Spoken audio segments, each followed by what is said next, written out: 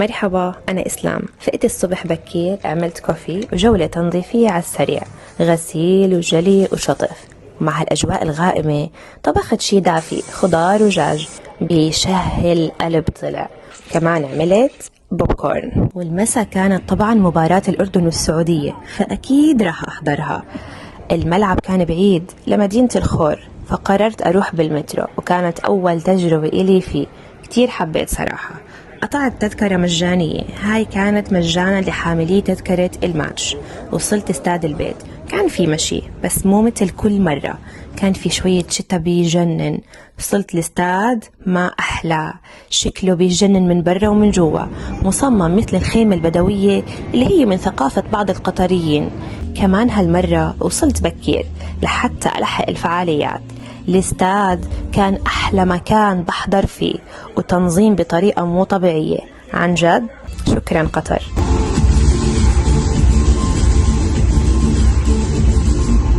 أجواء مو طبيعية وحماس عالي. بلشت المباراة وبلش معها الحماس والتوتر كمان، بس والله كنت متفائلة.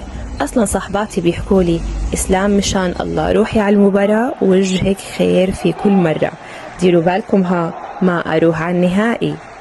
خلص الشوط الأول، رحت اشتريت كوفي وبوب كورن وشاورما كمان وصليت العشاء. عن جد كان في حماس عالي كتير وإحساس بالفوز، وطبعا فزنا على السعودية.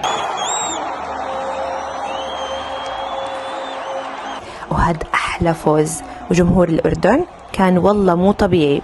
الحمد لله اتأهلنا لنلعب مع المغرب بآخر مباراة. طلعت وكانت برا الاحتفالات بتجنن.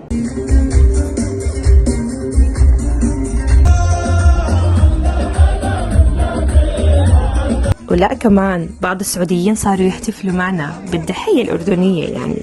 يلا بنضلنا سايب. مشيت للمترو وروحت بالمترو اللي ما بعرف ليش ما كنت أعرفه من قبل. والمساء ولا صباح اليوم الثاني المطر كان ما شاء الله في قطر، حتى الأرض فرحانة بفوز النشامة. ألف ألف مبروك، عقبال الكأس يا رب.